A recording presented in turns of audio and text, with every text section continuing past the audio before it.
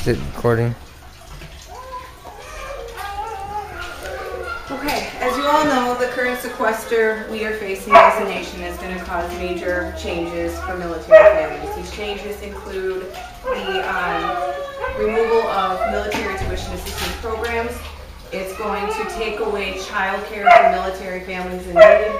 It can close down commissaries on military installations, and it can also take away training ammunition and equipment for the soldiers here in the States and in deployment areas. Yet, we are still spending as a nation $1.03 trillion on various welfare programs according to the Daily Caller's research. I have been an unemployed military spouse for 3 years. I have struggled and have had tough times, but have never accepted federal welfare program aid. Our situation has been hard at times, but has never been dire enough for us to accept the help. If citizens of this country were able, willing, and were aware, able, and willing to give according to their heart to their neighbors in need, as God values, in time we may minimize and maybe even eradicate the welfare burden that this nation faces. The process will take time. We must undo the dependence and encourage humanitarianism amongst neighbors in this country. This can be done by informing, educating, creating a favorable economic climate for individuals to be able to give, and to reinstate the compassionate and caring heart in Americans that we see in times of disasters.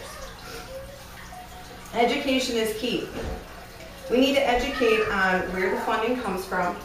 It comes from taxpayers' dollars, as well as a small portion in community resources. We need to educate as well on fraud and how to recognize and prevent fraud. We need to educate on families knowing how to budget their money better to avoid the necessity of the welfare. And we also need to educate on the needs of the community so people know where the need is and how to, as individuals, give to that need.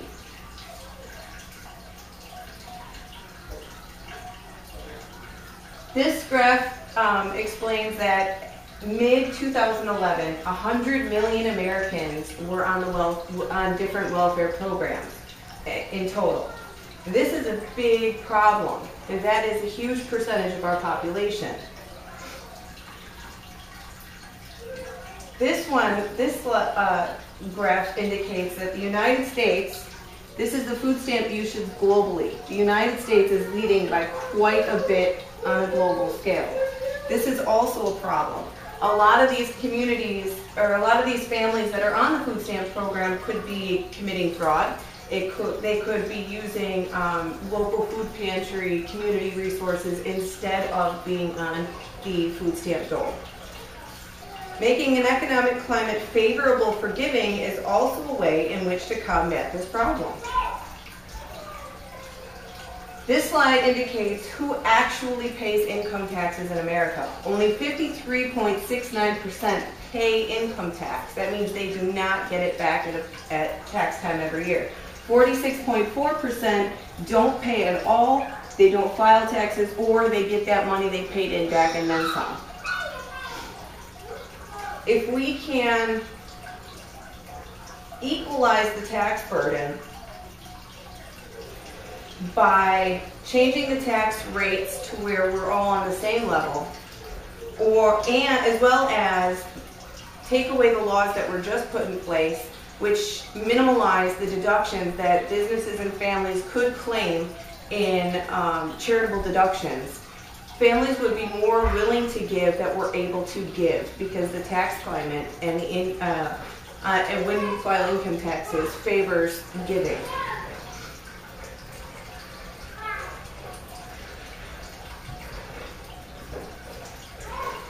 Lastly, we need to change citizens' hearts and get them willing to give again. Many citizens come to aid in disasters, tragedies like 9/11, fires, tornadoes. Many Americans in times of need like that find a need and a desire in their hearts to give to those around them. But what not everybody realizes is there's family in our local communities that suffer every single day. And we need to learn when and where to help on our own.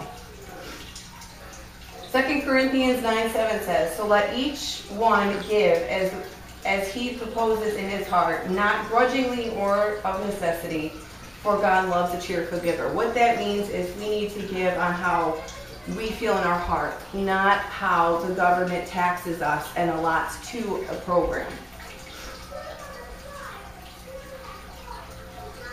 Alex de Tocqueville said, "America is great because she is good. If America ceases to be good, America will cease to be great." If we don't, as individuals, care for our neighbor anymore, we will cease to be the great country that we once were. If we want to continue to be great in it globally, we will have to continue to be loving of our neighbors and giving to our neighbors. In conclusion, with our national debt nearing $17 trillion and counting every second, we need a solution. A start is to educate, create a positive giving climate economically, bring individuals' hearts into the giving spirit. We need to be able to get individuals to want to give to others, to want to help on a daily basis, not just in tragedy.